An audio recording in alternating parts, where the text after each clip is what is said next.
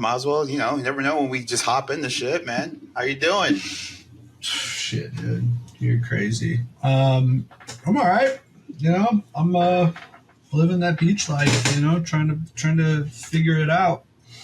Yeah, beach bum. I guess we should just discuss. What's been happening. Where you been at the last 4 months or whatever it's been since we recorded. Well, we all moved to different parts of the world. Yeah, craziness after 20 years. Was it 20? Jeez. I don't know, give or take. Who knows how long it's been. I guess that's about right, really. 15, 20 in there. Yeah.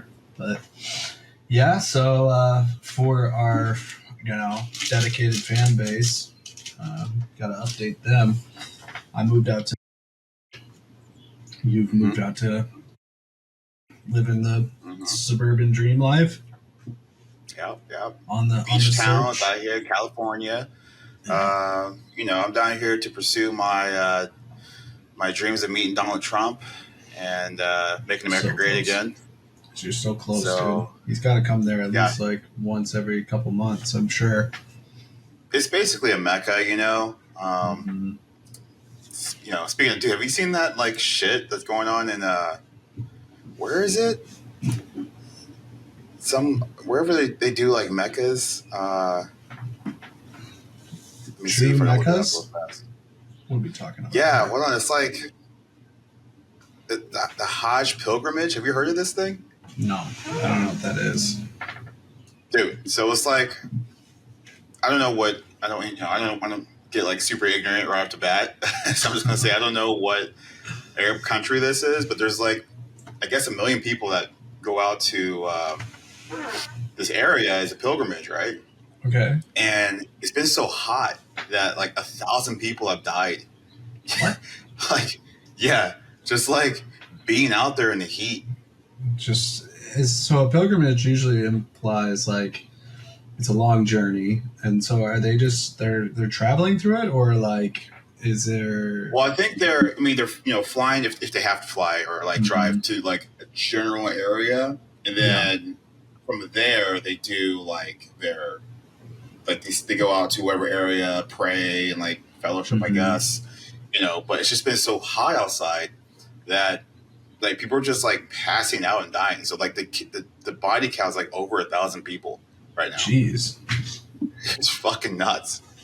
That's fucked up, honestly. Like I mean, I have to look into it because I haven't heard about this. Yeah. But yeah, I mean, you got to change some shit at that point. You got to take some precautionary measures. I don't know how you get to 1,000 people dying before you go like, well, maybe we're not doing it in the peak months of summer anymore. Yeah, that's probably a good idea, give or take. Just maybe make this a winter thing, but man, it's just like religious shit's fucking nuts. Oh yeah, you just got to do it. This is tradition. We do it this way. So yeah, you're out there and right on. Yeah, I'm like right off the boardwalk, and I legitimately see like a crazy person, like not just like daily, but it's just like a near constant display of like mental unwellness. Like, well, we lived in LA forever, so that's not unusual. But I guess what's a high concentration now? I mean, I guess it's like the difference between like living in LA and like somewhere that's like, this is such a populated area in terms of just like tourists, and just there's a massive homeless population here, just kind of parading around on the boardwalk. So like I see crazy shit like all the time. Like the other weekend I was just getting a latte, and all of a sudden the server is like, what's he doing? And I had seen this guy like coming in, and he's crazy. He's like in a 3-piece suit, but it's like all falling off of him. Like it's like, what is going on here? Just like beelining back and forth between like a trash can and God knows what. And then So I'm in there, and then I just hear all this commotion, and then I look out, and he's just bloodied, and like he had been beaten with a skateboard and pepper sprayed, and I was just like, what? Yeah, and so this was like the second pepper spraying within, and this is the morning. I've seen like morning. It's like always some weird shit going on. Like This is how you start your day. Yeah, the like Tuesday or Wednesday before that happened, I was out there and there was a random pepper spraying. He's just like yelling and then pepper spraying. He like did it twice, and then I was like downwind, so it started like coming up, and it was like getting the back of my throat. I was just like, all right. But I don't know what's happening. You just don't know. And so like this morning, I'm like getting my coffee. I kind of go to a few different places, and then I will like walk around and just take in the morning before all the like tourists show up, and it just gets insane down there. And I had already gotten one. I walked, and then I stopped at this other spot, and had ordered, and I'm like waiting, and I'm just kind of looking around, just kind of like whatever, just I don't know, just nervously, awkwardly, like I don't know what to stare at, So you're just kind of like looking around, and there's this guy in the corner, and he's got a laptop, he's got his sunglasses on, and he's being like, I don't know, he didn't seem like he was being anything, but all of a sudden he started like filming me, and he was like being super weird, and then he started like shooing me, and then I was just like, what? And he's like, and he like, pointed at me, and I was like, what? And he's like shooing you away? Yeah, like go. And I was just like, what? Like, I was like, what? And he's like, fuck you, stalker. And I'm like, he's like, stop stalking people. And I'm just like, what are you talking about? Like, so I'm just like, what? And I just kind of like move away. I'm like waiting for my latte, because I'm just like, I'm not going to engage with this. It's bizarre. So yeah. And then he like flipped me off, and it was just like, it was super weird. And I was just like, what the fuck was that? And I almost said so. I was about to be like, what the fuck is your problem, man? Like, and then I was just like, nah, fuck this. I got my coffee and I like left. I was just like, whatever, And what time was this? This was just this morning. This was like at like 10:30, like, so it's always something. Like I was going to go on a run, and this clearly homeless lady, like I was like stretching, and then I was starting to walk. I had my like headphones in, and she just starts coming up to me, and she's like pointing at me, and then starts like and I was like touching me, and I was just like, don't fucking touch me. And then she just goes, right. Target. And she's like, and then I'm just like, what the fuck, like, so it's just like, it's a real parade of just like mental dysfunction and just like hostile, like weird paranoia, like all the time. So it's weird. It's cool in other ways, like I've just been going out and skateboarding and like biking. Like yesterday I was just like out on the bike, and then, Evan and Maddie randomly like hit me up, and they're like popped into this restaurant I was at, and so hung out with them and Henry and stuff. And sick. Yeah, that was a cool little surprise. But other than that, I mean, it finally got like nice. It's been like just cloudy like forever since I moved in here, and I was just like, is this just what it is out here? Like I thought it was a little of this, but I thought it would just be like there would be nice days, and it finally like turned into summer like this last week. So I've just been like going out and just trying to be active and stuff and avoid the weirdos. But it's like, dude, I'm getting to the point where I'm like, I'm not going to leave the house without like pepper spray and shit. Damn, dude. But I don't recall there being like is there like a homeless encampment nearby, or? There's a pretty well ran one like up a little more inland. Well ran, like an actual building? Well, it's kind of like a compound, I feel like. So they have like a security gate and security and stuff, and it's all fenced off, and they've got people that I think they're free to come and go. They probably have some rules and whatever. So there's some people that go there, but on the boardwalk, it's just kind of, it's shenanigans, it's just somebody screaming something, like always just like some sort of schizophrenic ramblings going on by somebody, and you just kind of never know what you're going to get out there, and whether or not it's just like, it's like crazy, and then they'll like lock in on you, and you'll be like, oh God, like, oh yeah.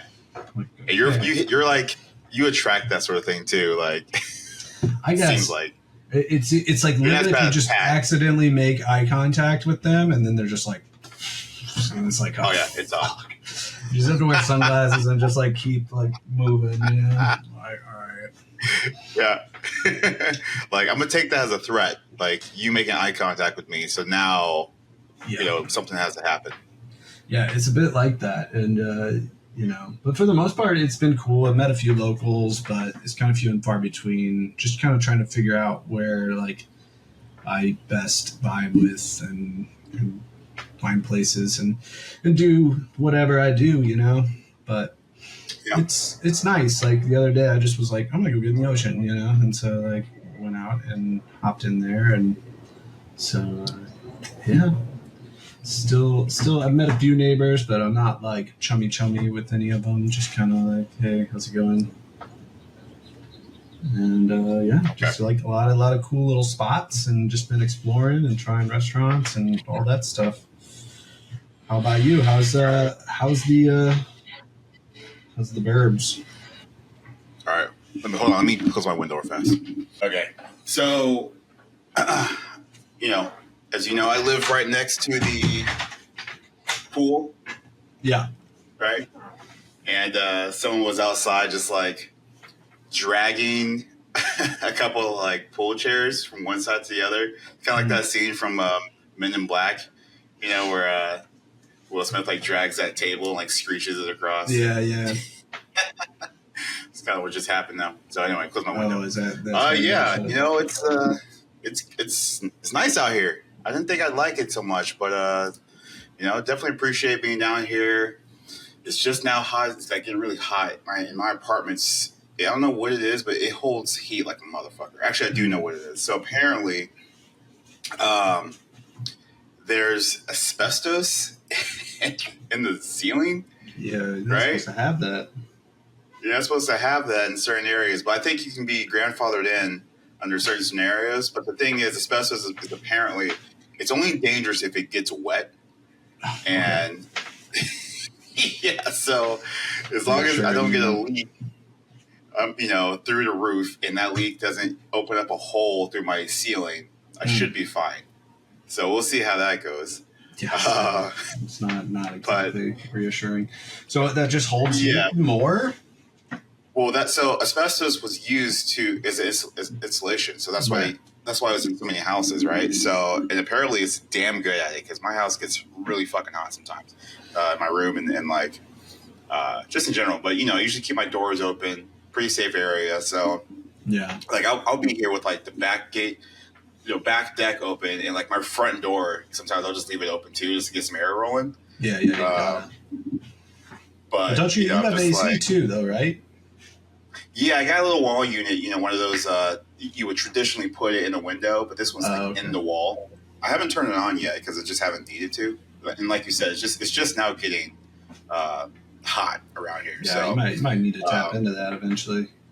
I'm surprised. I thought like the way that was located, it didn't seem like it would get a lot of like super direct sunlight. I figured it would stay cool, but I guess I was wrong. Yeah, it gets pretty bright. I mean, like the Cali sun, man, it's just bright whenever. It's bright, bro. That's my thing, dude. Like literally my you know, I mean, you've been over here, the bed area where the windows are. It's like that is where the sun rises over there. So I get woken up like 7:30. It's just like I got like not 100% blackout curtains, but I got like new ones that are like kind of they got like patterns, or they're kind of cool. But it just gets so warm over there, and it's just like it doesn't matter what I do. I mean, as soon as I open this door, like I get the ocean breeze coming in, that makes a huge difference. But it's also just like a lot of times I just have to sit here with the door wide open, you know, which is okay. You know, I've only got like the one neighbor next to me really that has any reason to like cross this pathway or this hallway out here. So for the most part, you're just like chilling. Nobody's really going to bother you, and you get that breeze coming in. It makes all the difference in the world. Because otherwise, it's just kind of that view, man. It's pretty good view to just open your door and see right out to the ocean.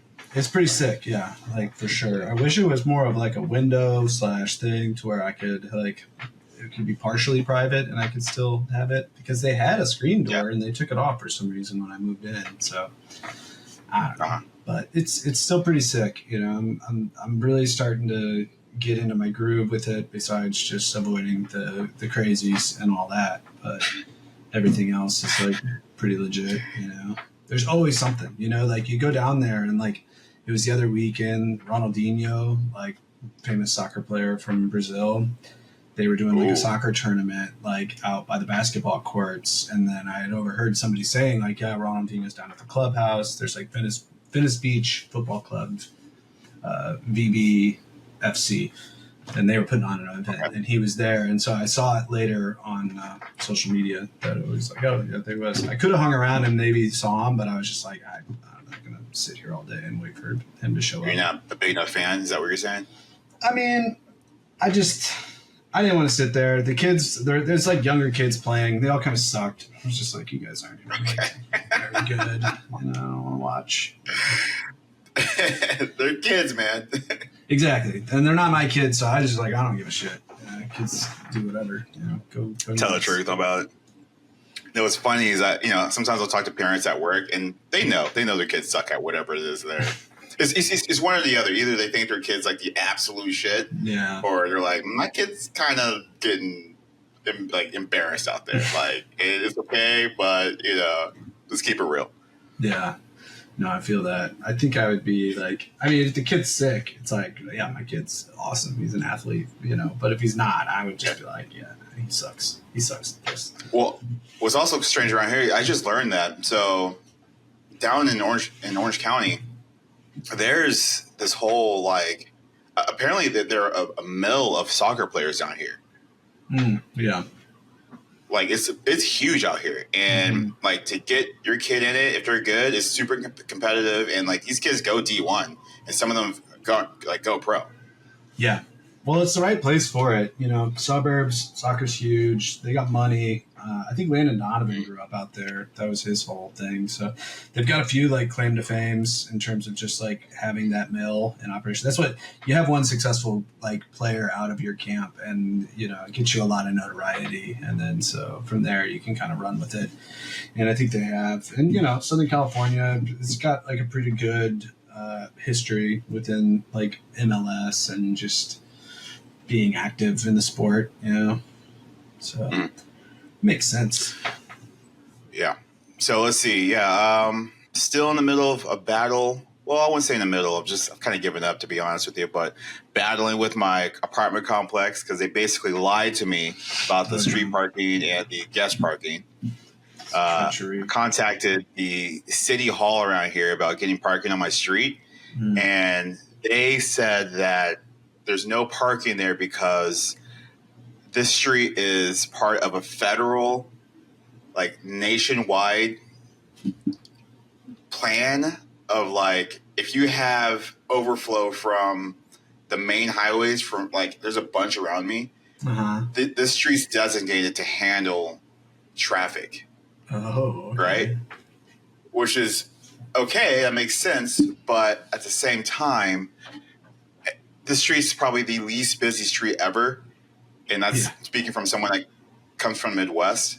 Yeah. So I'm like, dude, you can cut down some of these lanes and like give us some street parking. And they're like, nah, to do that, you have to basically petition the federal government. And the process to even get something like that overturned could take several years. That's crazy. So I'm like, because it's like a like a 3-lane thing, like each way. It's like a 6-lane like crazy thing. 7, if you count the median. Yeah, dude, that's nuts. So and there's no one on the road ever. Yeah. So that's just like annoying. Yeah, you can't even do like late night, you know, like overnight parking type of thing. It's ridiculous. Something. But then I'm also looking at my apartment complex, and they have this like parking situation that they're like it's this complex, but they own maybe several hundred across the nation. Definitely $1 billion company. Yeah, and they should be building parking. I think around like they could do like a parking garage or like parking structure like above. And they're just like, no, you guys aren't going to have anything. Yeah. That's fucking. How am I supposed to get this yacht, bro? If I'm over here giving you parking, Dude, that's I'm so annoyed. The property like real estate everything situation right now is just so frustrating. It's just like all of these like it's like it's a monopoly of sorts. And then I don't know if you saw this or not, but there was like a thing I saw it on what was it, Breaking Points with Crystal and Sagar, yeah. And they were talking about how the FBI finally like looked into like this price gouging like conspiracy thing that was like algorithmically designed to like just. It was in Atlanta that they were busting it, but it's literally just like exactly what you'd think. Because I'm always like, it doesn't make sense that these prices go up like forever. You know, like it's legitimately like unrealistic, and it just puts more and more pressure on just like everyday whoever's, you know, and just forces us into this like rent forever and have no money type of situation. And they were literally like busted because they essentially had a monopoly, and they were just like algorithmically doing it to just make it it was like a scarcity. They were forcing a scarcity, so because there was rentable places, but then like I don't know all the ins and outs, but I'm just like, yeah, that 100% checks out, and it's bullshit. Well, scarcity, and also it allows them to kind of like collude in a non, like they weren't like meeting together, right, face to face, but because of the algorithm they could collude like indirectly and be like, okay, so now we're going to charge this amount for our area, right? Which is against antitrust laws. It's just insane. Like this shit needs to like somebody needs to get serious about like fixing this, you know, like it's one of like, to me, like one of the biggest,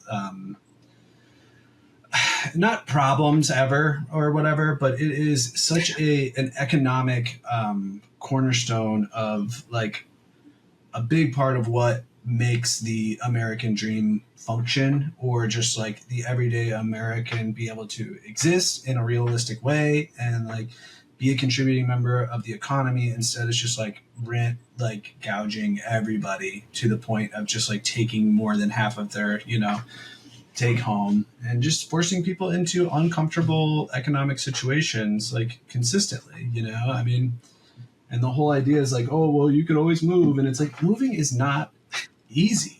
Like when you are somewhere, like relocating your entire life is a massive undertaking, you know? Yeah. So it's crazy how people just kind of accept it and just be like, well, whatever. And it's like, no, something fucked up. And to me, like pretty nefarious is occurring here consistently. And it's being allowed through a system that's either just like purposely like neglectful, or just like in this instance in Atlanta, like by design, like fully exploitive, you know? Yeah. So it's funny too, because I always hate that sort of like, well, if you don't like it, then leave. You know, that sort of like mentality around everything wrong in the world. Is like, why can't we fix things? And also, if you don't like it, like the problems that we don't like is like here, but at some point it's going to move to the next place I move to, and it's going to move to the next place. It's going to be this whole state. It's going to be that whole state, and it's going to be everywhere. Then you're not going to be able to move at some point, right? Yeah. It's so systemic deterioration, you know. Yeah, it's like this is a rot. We're trying to stop a rot from happening, not just like save myself from it. I'm trying to like fix a right or wrong. So the funny thing about moving away from, let's say, like housing that's too expensive is that even if you go to Malibu or Pacific Palisades, like they have McDonald's out there, right? And someone has to work at McDonald's, and the people that work there like have to travel 50 miles before they can get to work. You know, you got teachers out there, like the teachers can afford housing. What do they have to do? Travel 40 miles so they can get to work? You know, it's because they can't live in, you know, Miami proper, or not Miami, but Malibu proper. So it's just like, it's a non-solution. I hate when people bring that up, because it's just like you're not fixing anything. You're just allowing something to fester until it gets to you, or you can't like run and hide any longer. Well, I think that's just like where we are collectively, is just like this base level cynicism of just being like, well, it is what it is. It's like everyone just kind of goes like, it is what it is. And the only thing that's like talked about is more just like outrage shit. It's never about like solutions. It's never about finding solutions or providing like potential solutions, because nobody has like an appetite for it. Nobody really feels like it's possible to create, substantial positive change. And even if there was something that was working, somebody would find a way to point at it and turn it into the villain, because that's just where we are. Like, it's just like the only conversation anyone is willing to engage in is like anger and cynicism. So there's just like, there's no hopeful discourse in terms of like, let's solve something. Like, let's all pull up our bootstraps and fix this problem. It's like, no, everyone's the enemy. Be scared of everyone. They're trying to take your kids and destroy the family. And it's like, trying to trans your house or something like that. I don't know what the problem is. You talking affordable haircut or housing? No, you're talking affordable haircuts, universal haircuts. That's what I need. Turn this to a communist country with your universal haircutting. That's what I need. But it's just, I don't know what to necessarily say about that sort of stuff. But I will say, as far as the real estate game goes, because I'm just now getting into it. So for the audience, my mom passed, 3 months ago? Yeah. And with it, I got is an inheritance that we're working with now, which has been occupying my time. I'm sharing 2 houses with one of my sisters. Okay. So my parents' house. Owners of this with her? Yeah. So we're working things through now. But my parents' house in Kansas City, and my dad had another small house in Alabama, right? Okay. Which has been abandoned for, I want to say at least, we'll say 8 years. Mm. Yeah. So when I was down there for the, and also there's land around. There's like 60 acres of land, right? Mm-hmm. So when I was down there, I was like, I need to look at this house, see what we could do with it. It's just been sitting forever. I opened the front door, and the first thing that happens is like 8 birds fly out. Oh my God. Birds nesting in this house? It seems to be the case. I was like, what the fuck? Did like a flock of birds fly out of here? Like, that's some crazy shit. So I'm like, all right, cool. Dude, that's like horror movie scenes, you open up pretty much. And there's like bats fly out and shit. Just like that perfect setup, like some Tim Burton shit. That's amazing. So I like walk in with some family, my sister and my uncle, and some other people. And I like walk in, and I'm like looking around. And I turn to my right, which is where the first room is. This house is tiny, but it has 3 bedrooms in it, which is like ridiculous. I don't know. I think my dad built the house. So I'm like, why did he build this like this? But anyway, I walk in, bedroom 1, and I look up in the light fixture, like the chandelier, and there's like 3 birds' nests, just like in this light fixture. And there's a bird still there. So I'm thinking, okay, this one didn't escape. So I'm pretty sure it's like sitting on an egg, like trying to protect it. So I'm like, okay, so there's a family up in here. That's cool. Fucking bird, like leaves and sticks and straw, hay or whatever, just like on the floor. I'm like, all right. I take a left in the living room. There's a hole in the ceiling. Looks like a critter might have crawled through and just burrowed into the house. There's like other shit there too. Go into the kitchen. I notice where there should be a window, like it's just gone. Like there's no window there. It's just a hole in the wall. It's not smashed out. It's like somebody took the window and was like, well, this is the whole window I'm going to take. Pretty much. Like, you look at it, someone just yanked it out. So that's I'm like, amazing. Oh, okay. So that's how they're getting in. And the kitchen, like, there's bird shit everywhere, right? That's their bathroom. So I'm just like, it's on the wall. It's on the floor. I'm looking in the kitchen chandelier. There's another 3 birds' nest. And I'm just like, what the fuck? So we have to figure that out because the plan is like maybe fix it up and like rent it out. And the area, well, yeah, it's a house. Like you want to do something with it, but at the same time, I'm like, do I have to decontaminate this thing and strip it down to the fucking studs because there's bird shit everywhere? Like, so I'm like looking into that. Damn. But like that area, I'm like, this would be cool if we could like, rent some shit out and like maybe build some other tiny houses. I have this thought in my mind where if I could get like a loan or something, and I could build like 2-bedroom homes around there because there's a college nearby. We could like rent them out to like college kids. Like that's my plan, right? Yeah, it's not a bad thought at all. That's like what my dad and his brothers, I mean, they've been in the real estate and construction game forever, but they took their old office that they used to like work out of, but they didn't really need it. They converted it into like 3 different units. They rent those out. And then like, you know, if you got that many acres, you could definitely put a couple small units out there. Yeah. So I think that'd be cool, but you know, we're working through probate lawyer because neither of my parents had a will, and like tried to get my dad to do it. He wouldn't do it, and then he got too sick to do it. Shit! So we're like, you and your sisters just kind of like, are they being diplomatic? Yeah. I mean, and for the most part, we are, but it's just like 2 of my sisters, they argue all the time. So I've been like mediating this like contentious sort of thing. And we're doing pretty good, but it's just every now and then it's like, you know, we run into a snag in which, like sister 1 doesn't want to show sister 2, you know, how much money's in my mom's account, you know, or because she had 2 accounts and both of them have access to 1 account. So it's like, they've been like butting heads. I'm trying to figure out like what my mom was thinking because she didn't do a will either. So and I before she got really sick, I begged her. I was like, don't do what Dad did to us and leave us without a will. Like write something up now. And she just never did it. So you have to go through this probate lawyer, get everything set, you know, sorted out. That shit can get ugly. Yeah, it sounds like it's not too bad, but even like my dad and his brothers, like they had a will, and still, it's just shit gets kind of like contentious quickly if you're, especially. Which is something I learned.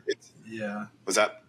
Well, it's like one of my uncles. He can be a little bit petty at times. Yeah. So like if he's feeling like he was slighted, then he'll just kind of let everybody know and has to make a big stink. You know, he's got to cut his farts in the room and let everyone smell it. You know. Well, you know, we're trying to figure that shit out too. And apparently, like, you know, even if you have a will, you know, state laws have to like still come in, and there's still a little bit of probation going on. But you know, it's apparently much smoother if there's a will, but you still have to do it even if there was. Sure. So we're working through that. It's gonna take probably 9 months. We have the house in Kansas City. We're like trying to figure out like because you know it's not paid off. And my thought is, well, we should rent this out. It's a big house, like 5 bedrooms, roughly 4,000 square feet. Yeah. Not counting the yard. So we're like, yeah, we can put this, like, give this to a family, let them rent it, and try to do that. So your boy's trying to become a real estate mogul. I mean, I don't know. It's always one of those things that it feels like at any moment, like the whole fucking bottom could fall out or whatever. But at the same time, it's like it's good to have, you know, some real estate under your name, and you know, it's equity that you can use to do other things with, and you know, you got to have something on the table if you want to make money moves, you know. So it's definitely one of those things. Like I think that's a pretty good prospect, but it's also you got to figure out how much it's going to cost to just get that first house like up and like into a livable state, you know. Yeah, I got pictures and stuff. I'll probably put them on the podcast, but like it's awful. It sounds insane. Yeah, I mean, whenever you get like critters and birds living in there, it's like this shit can start going like real bad. But even then, it's like I was like upset because I've been telling my dad for the longest time, like, oh yeah, we're gonna have someone in there. We should be renting it out, and he just wouldn't do it because my grandma lives next door, and he was renting it out to my mom's sister at one point.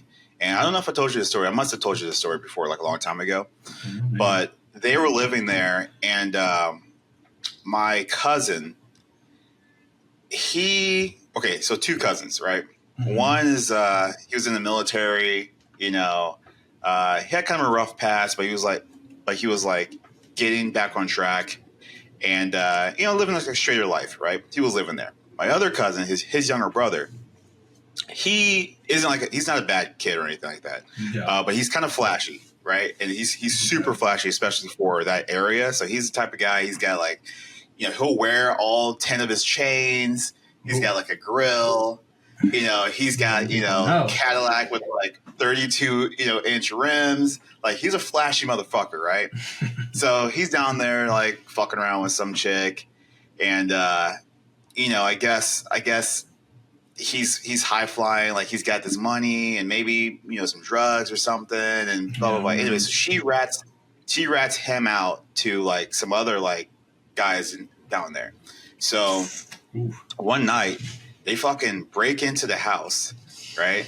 My army cousin notices, so he like hides behind the wall and like he shoots through the wall, blows this guy's arm off. Oh my God. Yeah. And not off, but like it was dangling like by a string. Oh my God. So he's like running, blood bleeding out the door, and the other guys he's with, they start running too. So he's shooting at them, and one of them runs to my grandma's house, who's next door, and this is the middle of the night. So like he's banging on the door. My grandma doesn't know what's going on. Wait, one of the guys who tried to break in is banging on the door? Yeah. Yeah. Like he's like banging on the door. Scene. You don't need to be banging on somebody else's door. What the fuck are you thinking? Well, I guess he panicked because they didn't run to the car, so he just like runs across the field to my grandma's house, bangs on the door. She doesn't answer right away, so he runs further off into our land, like into the woods, and like tries to hide. The other guys peel off in the car. The other guy's like on the ground, like basically like dying. I don't think he died, but like after that, my dad was just like, "No, we're not renting anymore." Like he kicks out my aunt, and he doesn't like rent anymore. Anyway, he's like, "I'm not renting anymore while your grandma's here." And my grandma now is 34 years old, right? So he 34. What do you say? I'm sorry, 94. Like, sorry. What? So he's like, I guess was like waiting her out, and she outlived both my parents. But now that we're in control, I'm like, I'm gonna do this, because you can't just like have an asset like that sit empty forever, like getting dilapidated, and like especially that. Yeah, I mean, it's not just that you're not making money off of it; it's going into disrepair, and then basically you've got a money pit on your situation, and it's like you could easily make it generate money for you. So like, especially if there's college in the area, like, dude, it's a no-brainer to get some like affordable housing over there. And honestly, like, I don't know, your dad, I get that situation sounds crazy, but it's like you were renting to your family, like, I don't know, like that's fucked up. You're like, I don't know, you can always, it's like a weird thing. Like, it's like, I get it. Like if it was a stranger, that like you were like renting to, but it's like, you rented to your like nephew or whatever, and he was, and everyone was like, yeah, he's being flashy, he's probably dealing drugs, and it's like, well, I don't know. That's kind of like, whose fault is that? Who are you?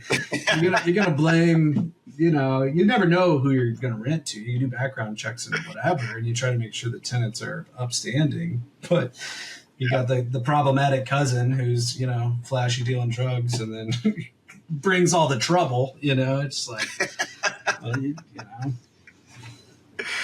yeah. Use a little bit of that family sort of like. You see them in a shinier light, you want to, the family. It's like, no, he's a good guy. He's mixed up right now. Yeah. And he is, but yeah, he's just that flash, man. He cracks me out too, man, because he's so, he's very country, talks real slow, man. He's got the drawl. It's just fucking, he cracks me up, bro. But I don't know. He just had that moment where he just wasn't necessarily on the right path. Yeah. Sure.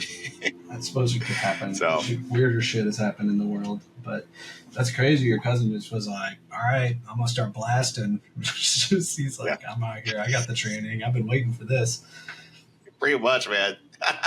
He's no punk.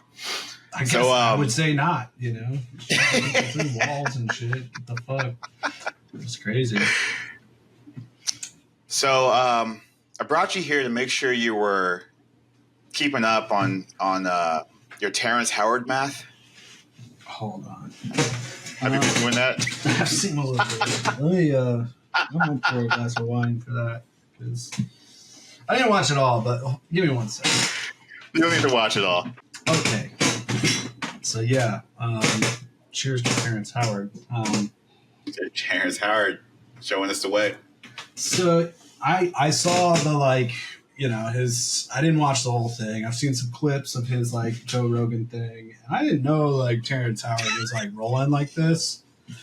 And then I saw some of the backlash because he called out Neil deGrasse Tyson, and Neil deGrasse Tyson had to do his, like, polite little smackdown on Terrence Howard. But the diss tracks on these rap battles are getting wild, man. Dude, is it?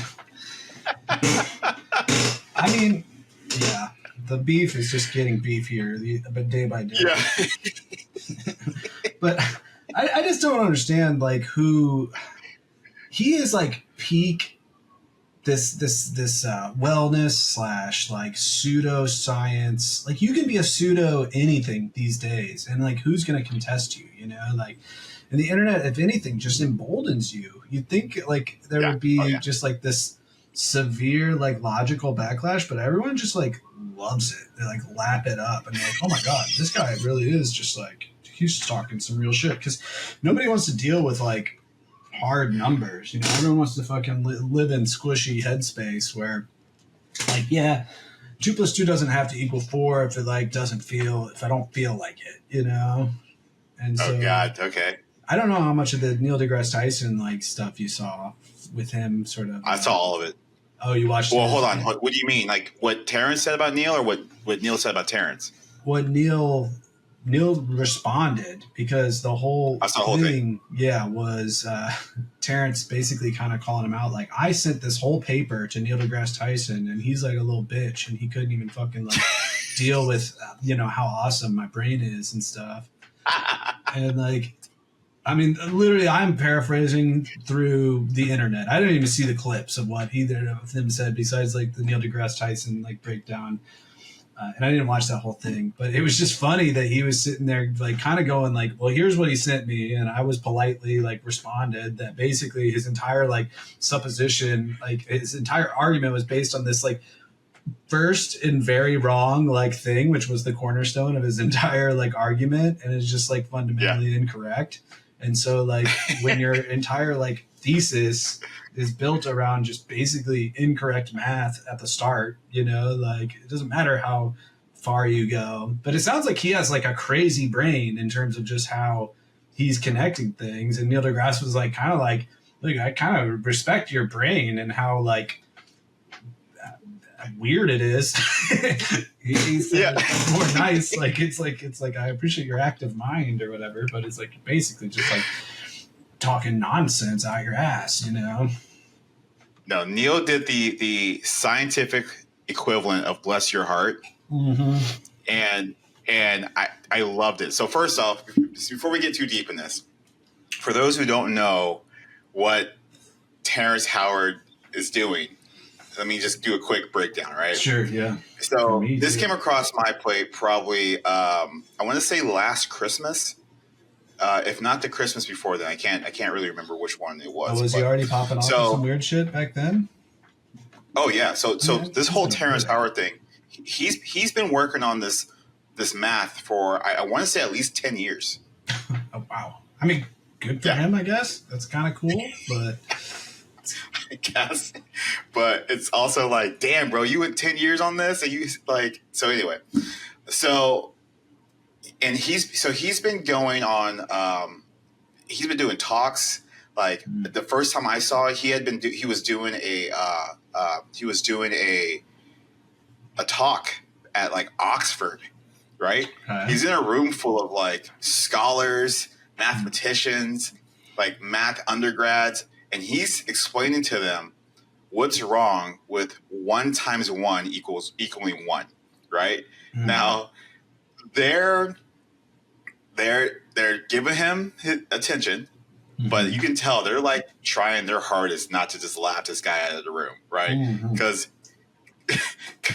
from what I could tell, because I only watched maybe 20 minutes of, like, his rant, maybe more, but anyway.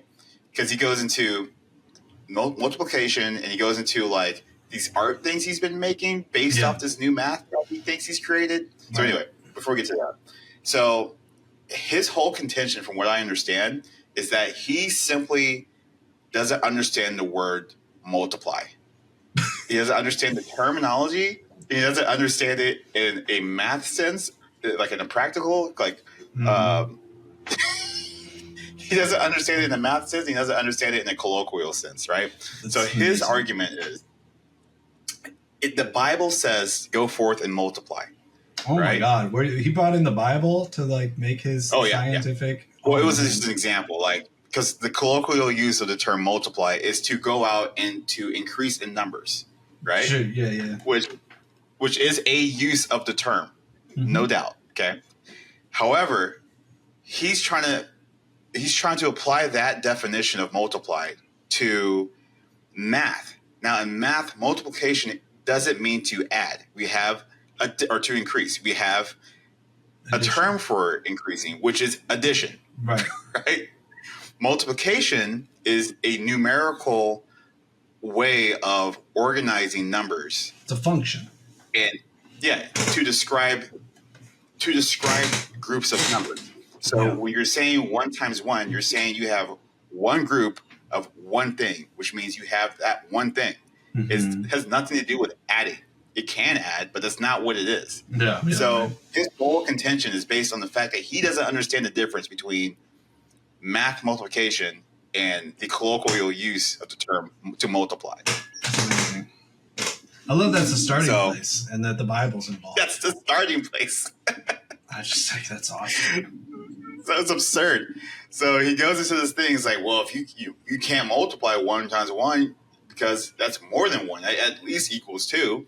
So he has this whole thing in which he's like looking at the fabric of space and time, and he's like Fibonacci sequences and all sorts of shit. The golden ratio. He's just like all this stuff. He's like cobbled together to make this new math, and it's nonsense. It's just nonsense. So it's blowing up now, obviously because of Joe Rogan.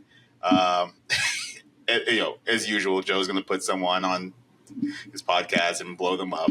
So now we're over here trying to figure out whose math is correct. Terrence Howard's or Newton's. Dude, I love that we can do that.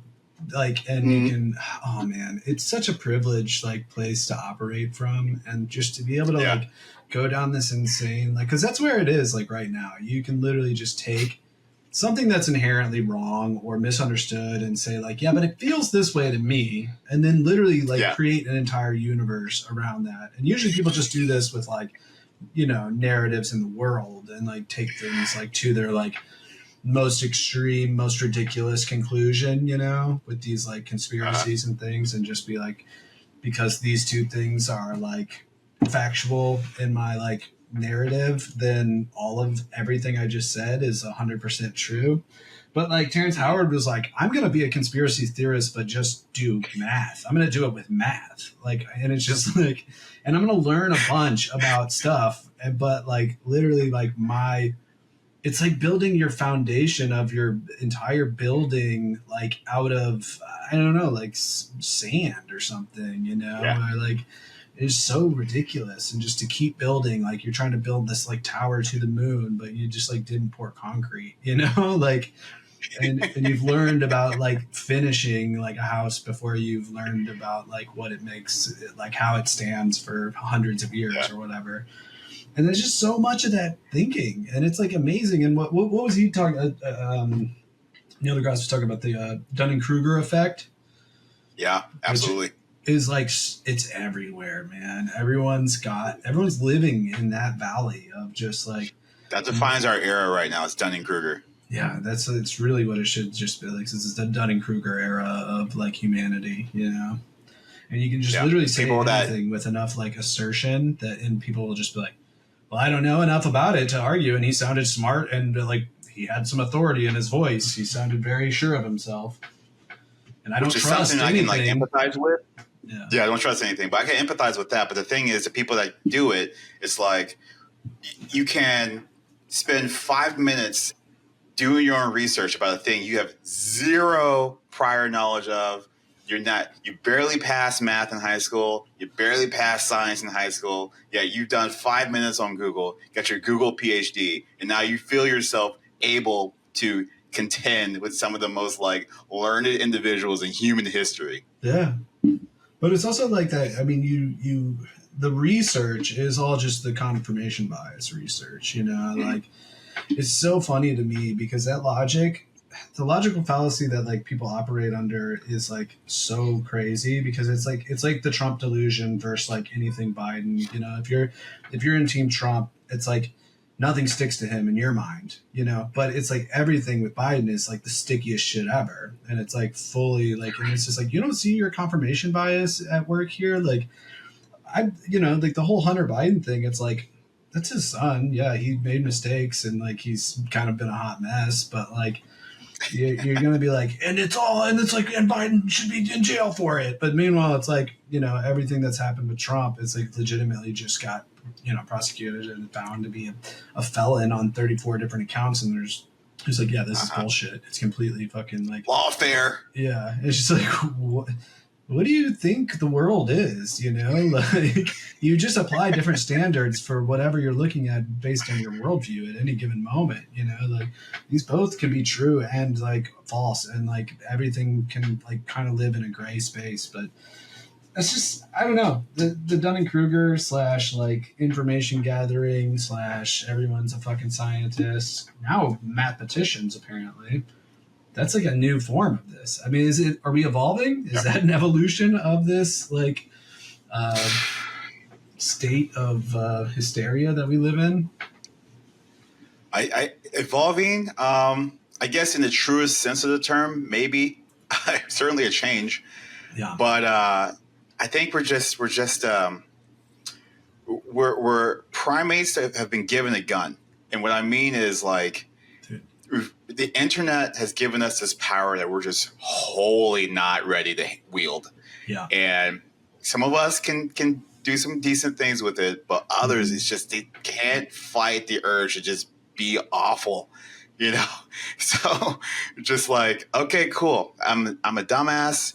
I have this platform. I got a little bit of charisma on the mic. Mm-hmm. And the way our planet and our world is set up, or country, excuse me, is that we reward the dumbest amongst us if you can provide ample and just enough entertainment through your dumbassery. And also, I hate the government, and now I'm ready to like listen to anything you say because nothing in this world makes sense to me anymore. Well, that's the thing that I find really like sad about all of it is just the deterioration of like the complete and utter deterioration of like trust amongst like any established, knowledge base or authorities through like the government and whatever. And it's like, that's the government did that, like these people didn't have to do that. You did that, the government, through just like countless years of just lying or twisting truths and not being able to be honest with yourself and the American people. So now we're just in this like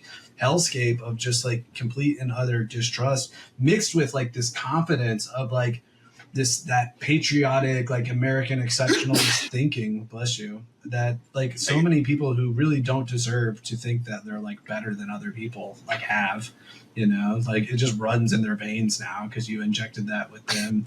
That's like the super soldier serum that like most Americans got was just like this self-belief and just like self-importance, it's like, no, but I don't trust anything the government says, but I love America. And I'm like, what? Like, what are we even? We're just like these walking contradictions, and everybody is just like so distrustful. And it's just like, it's honestly sad. Like the American like psyche is like, I feel like weaker than it's ever been just in terms of like having confidence and understanding of like identity. And it's like, it's weird to be like, you should be proud, but you also hate your government so much that you'd like want to send in a nuclear bomb like Donald Trump to just like blow it all up, It's just, it fucking like, it freaks. It's, I had to check out, I still can barely like pay attention because I'm just like, this is disgusting, Well, checking out is probably the healthiest thing you could do for your own mental health. But I mean, we're in the middle of election year, and there's a lot on the line, to say the least. True. So it's like, I try to tell people, the founders basically, he left us a blessing, but also like a burden, Yeah. And it's like, it's great that you live in a country where, we have a semblance of democracy, and we can discuss later if you want, like how much of a democracy we truly are. But that's at least the core of what we're supposed to be. Mm-hmm. But the problem with that is, democracies require an educated voter base, because there's a world in which if I'm flying a plane and need help, if there's 10 people there, I'm going to ask one plumber, one lawyer, and one pilot what to do, and so on and so forth. If the pilot, who's the person who's an expert, gets voted down, like what he thinks we should do, versus like other government systems in which we just have 10 pilots making decisions, right? So democracy is cobbling together a bunch of people who may not be the best to ask what to do, and having their voices like be heard. So, and that, that requires simple understanding, requires everyone to pay attention, which we don't.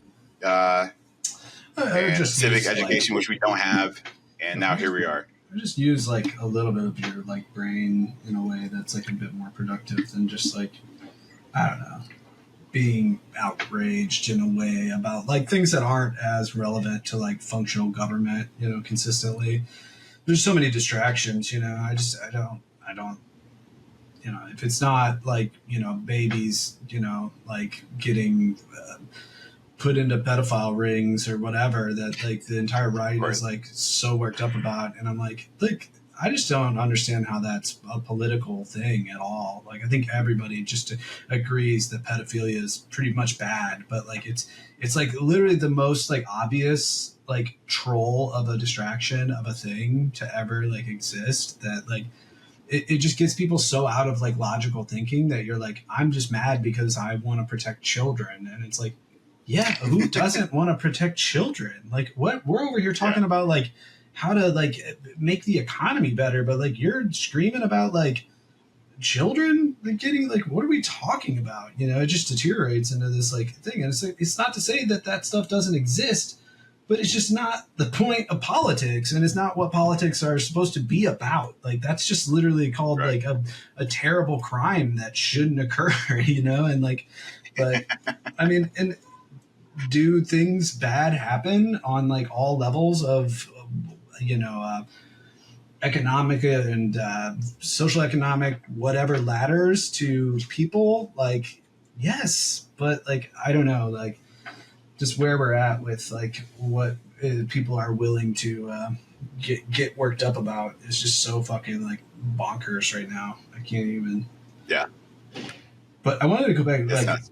Dude, I love that it's Terrence Howard that is like, of all people, Terrence Howard is so like, he's such a bizarre figure, and he's like this like gentle spoken sort of like, he looks like a wizard, like like he looks like he is like a modern wizard, like he's got those crazy eyes, and just like his look and the way he talks, it's very it's not mischievous, but it's like there's something behind it though that's kind of mischievous, right? Yeah, like it's a little bit because he's so unique looking, like the light skin with the like super light eyes, and just like it's very distinct, and it's just like, it's strange that we're in a place that we're like, let's entertain, let's see where this goes, instead of people being like, yo, Terrence, shut the fuck up. Like, you're, you don't know what you're talking about. People are like, that's interesting because he's Terrence Howard and just like the actor, which it's like, I don't know, man. I just, well, the spectacle is super interesting because it's an actor who's, again, we love a train wreck. So the same thing we did with Kanye, we're going to do the Terrence Howards. It's like, you're falling off the rails? Okay, cool. Let's see where this goes and see how your cars land. But yeah, he's got that look, huh? Is he? He's not like. Is he spouting off on any other shit, or is it just like his whole thesis? His whole thing is like math. Like he thinks he's nailing something right now that the math community hasn't understood for since math was invented in like Arab countries, right? So like he is on it, right? So he's on this crusade basically to like prove that everything's wrong because in his mind, if we get this math right, like everything else as far as like space, intergalactic travel, maybe time travel, like all these things come into place, like the origins of the universe. He's got this thing like locked down. That's amazing. I love that for him, honestly. I really do. Like, it's a beautiful thing. But I see what you're saying though. He's definitely got that something with his demeanor. He's very, he's a guy that went from, he was War Machine, right? In Iron Man, he was Lucius Lyon from Empire, right? Yeah. And like, he's fucking, I think DJ and Hustle and Flow, right? Yeah, he's got like a wide range of like acting credits, and he is like one of these guys. When he's on film, you just say he's like mesmerizing. It's like, oh, this guy's just like wild. I'm pretty sure he's like classically trained. Like he went to like a Juilliard or something. Like he's like, like theater ready.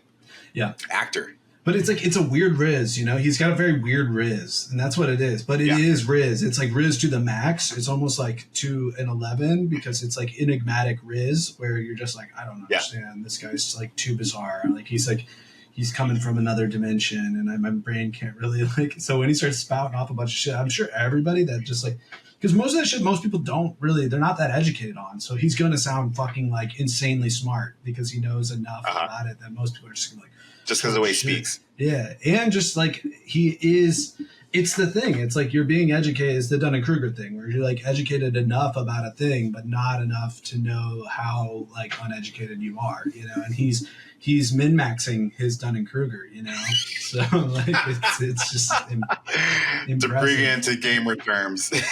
Yeah, it's amazing. Like, honestly, I gotta look into it more. I have such a low threshold for like, honestly, like a lot of the crazy shit these days. Like, I just can't. I'm just so burnt out. And then like, like I said, I'm seeing crazy people all day in Venice, and I'm just like, I want something normal. Like, please, somebody. Yeah. We don't live in those times anymore, man. Well, speaking of min-max and gamer terms, I don't know if you have a topic that you were wanting to talk to me about. Okay. Because we are creeping up over an hour, but I do want you to give me the lowdown on Elden Ring. Well, okay, so this is why I was texting you last night. I was like, my fucking TV broke. I was like, the TV. Oh, yeah. So what happened with that? It's working today.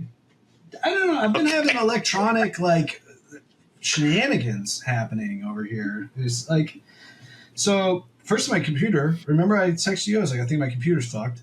I took that into a repair guy on Monday because I like couldn't start it, and then I was like, oh, okay, and then he like started it, and I was like, what the fuck? And I was like, all right, well, look at it because it crashes a lot, and like I don't know. So he like updated a bunch of drivers and did all this shit. It's been way more stable. It still has a few issues, like, but it's been better. So I gave him like $120. It was worth it. He was a good guy. And so then the TV just started doing this thing. Like the other morning, it wouldn't turn on, and then TVs when they're idle, they usually have a little red light like in the corner. It's just like just to show that there's power in it or coming to it. I don't think any of my TVs do that. Well, mine has that like when it's off. It's like a little red light, very dim. It's like not really noticeable, but it just basically is saying like, I have power, So that went away last night. Oh, and then, okay, yeah. Yeah, like, and so I couldn't play. I was going to play last night, and then I tried to play on my projector because I got a projector onto the wall here. But Elden Ring is not a game you play with like. You want to be able to see everything. It's hard to, because the world has so many secrets and all that shit. So yeah, I mean, so far it's great. You need to get in there. Do you want this to be a pitch for me to get you over your like Ignorance? Is that what we're doing? First off, I'm not ignorant. I'm pissed off. Okay, so just to let the crowd know what my problem is.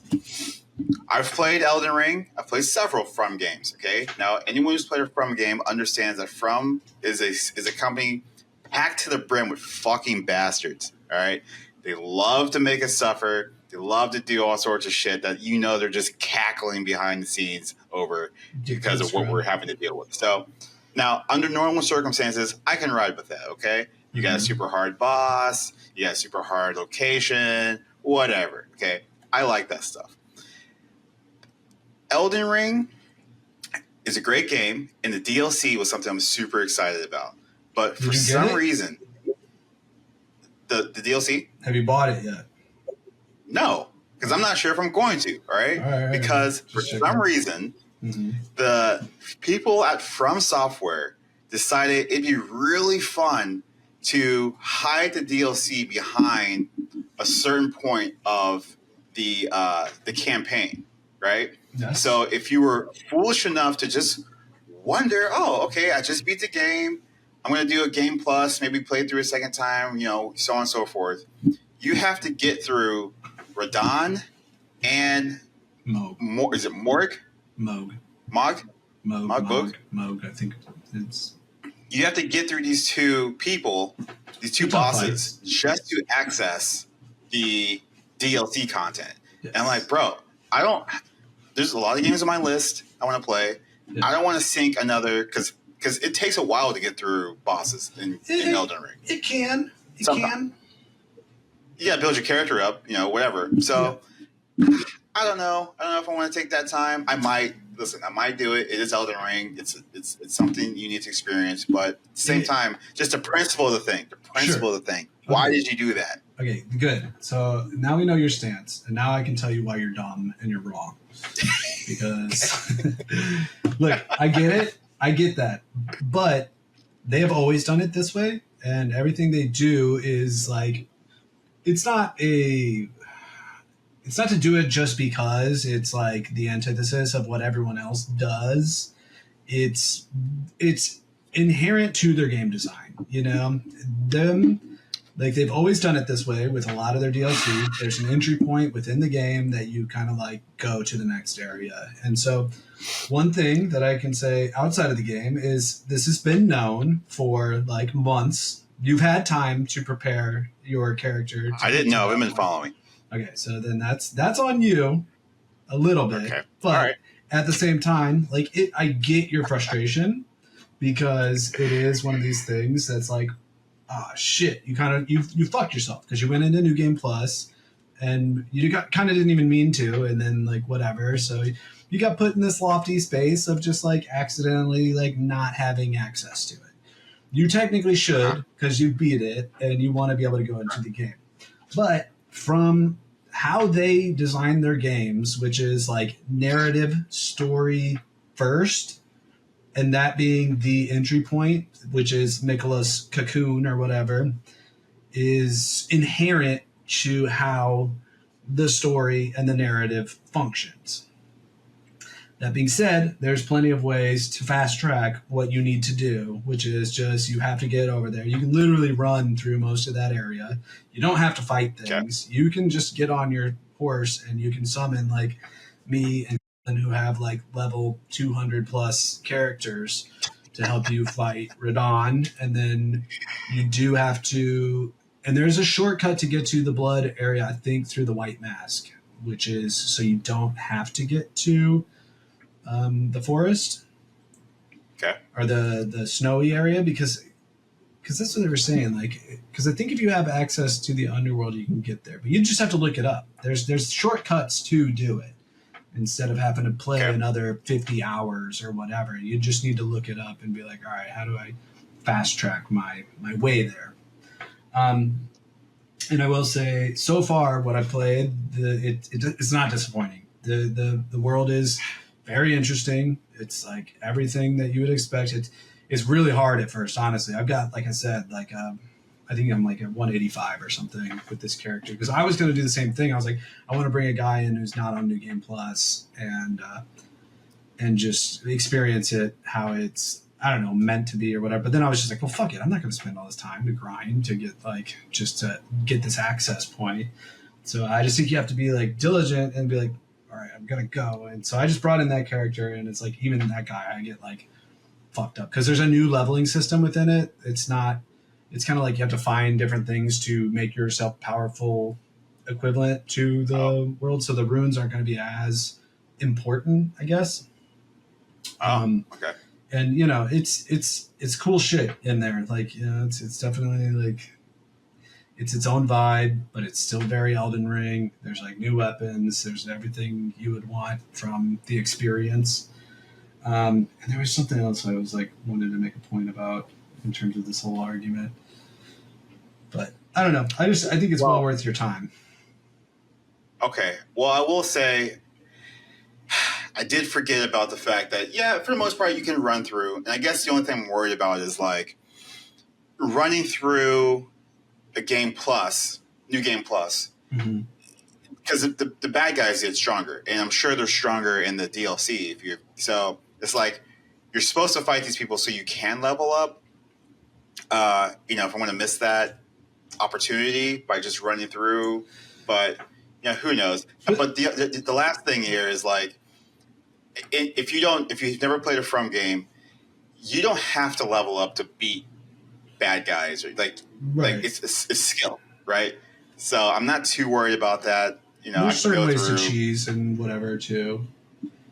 Yeah, that's the thing. I just think there's always with those games, it's like however prescriptive you want to be with like your information going into the game is kind of up to you, because you can have it like completely green and just like experience it as it is, like, but they design their games almost with community in mind, because they know all these players are going to like share the things they discover, like the hidden mechanics and these like secrets and these like did you know type of things, which is a part of the allure, but it's not always for everyone. And I will say also, like the new game plus, I haven't noticed a significant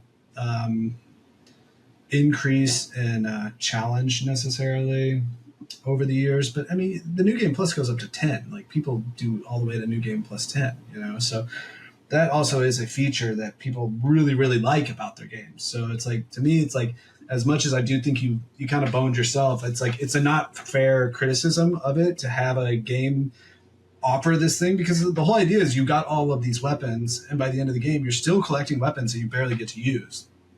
So to carry all that equipment into the new game and like keep it with you and play it through however you want and experiment, it's a feature, you know, and it's a feature a lot of people like, you know, but it is like, and I wasn't criticizing that. I was more, my criticism is that you can't, there should have been like a save, I guess.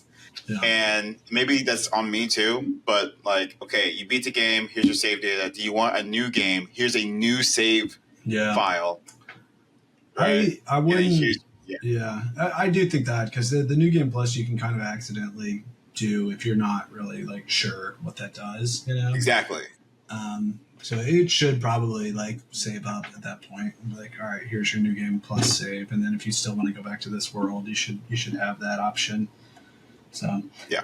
But yeah, it is frustrating for sure. It's like something you spend $40 on, and you're like, I want to go to the game, and it's like, well, you can't until you. It's another like it's weird, but it does function within their entire philosophy and ethos, you know, to just kind of be like, well, fuck you gotta get back there, you know, like I'm not gonna make a shortcut. Fuck me, fuck them. All right. But there are kind of shortcuts. There are ways to fast track that if you're diligent and willing to just like get your boys out and be like, all right, I need help. I gotta get through this. Let's make it happen.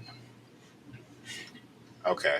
But you should do it. I'm gonna play maybe later. I hope. Well, we'll say you did sell me on it. Probably won't get it this weekend, but because I'm pretty sure I'm just about to beat Cyberpunk. Oh yeah, how's that going? Finally, did you start liking it, or you still find it to be kind of annoying? It's fine. It's got moments that are like pretty cool, I guess. You know, one of my favorite parts is the Delaman, the AI Delaman car thing. Yeah, and you know, you find Gladys. Yeah. From Portal. It's a good Easter egg. And I didn't realize how much I missed that that voice actor and that character. Mm-hmm. GLaDOS is one of the best characters ever created for a video game. So good, so much charm in that. I mean, the first Portal was a delight. Yeah. Between so the mechanics, the game design, again. and her, she was like hilarious throughout. You know. Right, and like think about because like there's no one else talking in the game of Portal. It's just GLaDOS and her personality, and you doing these puzzles, and like the charm in the world. Like it's a clinic in how to make an indie game. Yeah. So, but you know, just, so Cyberpunk has these like really small moments. We're like, oh, okay, that was pretty cool, I guess. You know, and also I've been doing some research too about like, have you seen you remember that movie Johnny Mnemonic with mm-hmm. Keanu Reeves? Mm-hmm. So that movie's based off of a book, and the author is considered the like godfather of cyberpunk, like the genre of cyberpunk. Okay. Yeah.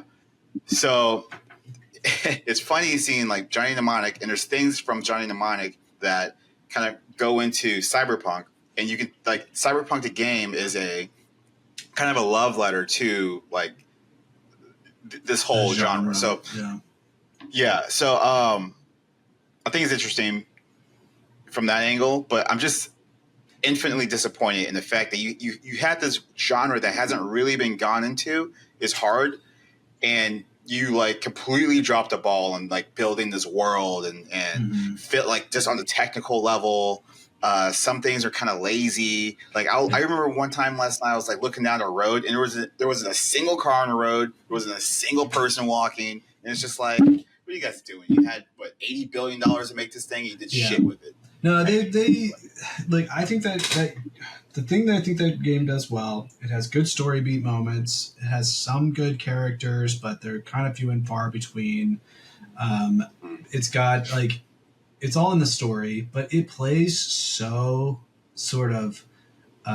It's not monotonous. It's just like, you know exactly like by the time you're like 10 hours into the game, you've experienced everything the game is like gonna throw at you. It's pretty much like, as far as mechanics go, and like everything is very samey, you know, like even like the cooler stuff you get it doesn't really make it worth the grind, because it's always just kind of like story. You go into like the story sort of camera like set piece type of thing, and then it's like, oh, say a few things, and then it's like, and then it's combat, and it's like you're kind of either doing that or you can sneak, but sneaking is honestly like a pain in the ass, so like why even fucking do it? Like there's so many mechanics that are in it that aren't even like really necessary or used, and it's just like by the end of it I was just like, this game kind of sucks, you know, like as far as just like what a game is supposed to be, which is like the loop, the gameplay loop. The gameplay loop is like tired, uninteresting, dated.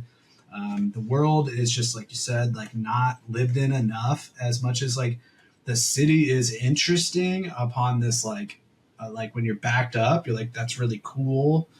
But then once you get into it, there's just like nothing happening a lot of times, unless you're triggering like a story thing. And then it's like, but everything else, like it's not a lot of organic, like fun to be had in it. And it's just, it feels very like more flash than substance a lot of times, where it's like the design is like meant to distract you, because like, but like when everything's turned up to 11, everything feels kind of mundane, you know, like, cause like every character is like, has a blue mohawk and like crazy gold face, whatever. And like everyone is like that, which is like by design, but then it makes everything feel a little less impactful somehow. And I've been it enough to play the game like basically a second time, because I never finished it, but I didn't realize how close I was to the end the first time around, you know? Yeah. And I think you nailed it right too, because like, it is more flash. Everything is built on being like neon and like, oh, look at this weird prosthetic this person has, and you know, like there's a holographic fish over here, and it's like, yeah, that's cool and all, but you know, this world still seems super boring. Mm-hmm. There's nothing going on in the street. There's nothing, like I don't even want to like carjack anyone. You can't get the cars you want, you know. And just there's something about it that's like it's void of any sort of real personality.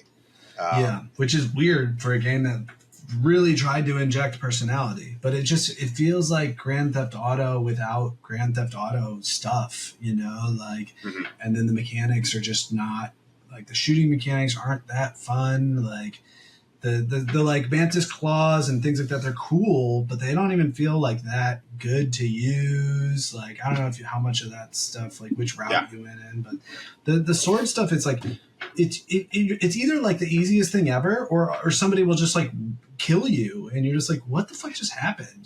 Like, so the balancing, everything about that game is like, as much as some people wanted to be like, they brought it home and they finally made it good. It's like, and the DLC I was enjoying. It was like, I still hadn't finished it, but I was like, oh, this seems good, or at least better and more concise. But everything about it just feels like, I hate those like brain dance sequences where you're literally just like floating and you're in the camera and like, it's just like, it's tiring. It's just like, what are we doing now? Like, just get to the fucking point. Like, as much as that could have been interesting, they just didn't make it interesting at all. Yeah. Because it's just like too easy. You just like scan a thing and then you like, oh, okay, this is blah, blah, blah, blah, blah. And it's like, all right, like some sort of weird film noir detective element of the game. But it's so half-baked too, because you're literally just like, all you're doing is rewinding and going back and then seeing a glowing thing. And this is like, it was camera mode. You're just like, you're locking me into a camera mode as like this like offshoot of a game function. It's just like not interesting at all. Right. And the responses never really seem to matter too much. I know there's opportunities to like, if you pick the wrong thing, like something else happens versus if you pick the right thing. But for the most part, you're being rushed into picking a response anyway. So you have barely any time to adjust what may happen. Yeah. Unless you pick the one, like, which is essentially the charisma one that you can like cheese everything. Like it really makes very little difference, because I played it enough to see like you'll get like a different response and then it just kind of funnels back to the same thing. So the decision tree is basically non-existent for the most part. Like you can't really change anything. So it's a real railroad type of game. Like at the end of it, you're just like, I was just like, just get me through this. I don't even fucking care that much. Like, just get to the end, and it wasn't really worth the fucking. That's where I'm at. Yeah. Well, man, we've been talking for a while. I know you got plans later on, so is there something else you want to bring up? Playing some D&D with and I've been doing a little bit of that with and some randoms they're good people. They're nice. They're fun. Been playing a new character, Crocodile Crangle. He's he got half of his face ripped off by a croc, and he talks like a belligerent Australian. And I like it. He became a zealot for Shar, and I just went full on, just giving people pamphlets and trying to talk to them about, have you heard of our righteous Lord and Savior Shar? It's been fun, Still has his like moments, but I think I've learned to play like how to play with him, and it's literally just like if I try to get creative in the battles, it's just like not worth it. But like I can have my fun outside of it, because I remembered I went and I tried to do this elaborate thing where I was like, all right, I'm gonna set up like a rope and I'm gonna try to do this, I'm gonna light it on fire and do all this crazy shit, and then it like was it's just like, dude, appreciate the effort. I just took 3. I could have just done sneak attack every time and just like gotten damage, but I wanted to make it interesting. But I realized like, don't even try it there. If anything, just be belligerent and just like go for it. I've been having fun like that. I was just like, in the combat, I was just being like, all right, and then like I say all this shit, and then I'm like, by the power of Shar, like, and I'm like, and then I shoot eye lasers, and I'm like, and he's like, you don't have eye lasers, and I'm like, yeah, I know, but that's my turn, so like, I just got like obnoxious with it, and it's like, my guy thinks Shar's gonna give him like eye lasers, and to credit, after I played out this bit enough, he actually gave my guy eye lasers. Nice. Yeah. Oh, I love that. Yeah. So just by being ridiculous and really just kind of committing to the character, and it's been a good way to see him. We've been keeping in touch a little bit just through his journey. He's back in. I can hit that dude up. I haven't really talked to him in a while. You should. He'll talk your ear off, honestly. But it'd be good to catch up with him. But yeah, I want to get a trip planned and maybe head down there to check out your place, see how it's set up and everything in the next few weeks. I'm going back to Missouri to see the parents here at the end of July and do a little port trip. But Might have to stop in and hang out one weekend. Yeah, that'd be dope. Take you guys out to the beach. I think I'm going to be up there, if not earlier, certainly by the end of July, because he's doing like a party or whatever. So Oh, is he? I'm going to go. Yeah. Nice. I don't think he's announced it yet, but I asked him about it. Obviously, 4th of July shit. Probably stick down here, but I don't know. Yeah, I want to make a trip, see some people. Yeah, for sure. It'd be good to see it. So I don't know. Maybe I'll just do like an off weekend or something and just come down on a Saturday or something. That'd be cool. And then, I don't know, he's talking about it too, so maybe I'll pull his ass down. Get some drinks, crash on your couch or something. Yeah. All right. I like that. Yeah, it'd be fun. I figure if we can come down there, might as well. Well, nobody asked for this, but here it is. Nobody. But it's been a while. It's been what, 3-4 months since nobody asked for this, but we got it. All right. New episodes every week. Yeah. Someday. Yeah. Someday never. All right, man. Well, we'll catch you next time. All right. Enjoy your day. I'll see you. All right. Bye. Later.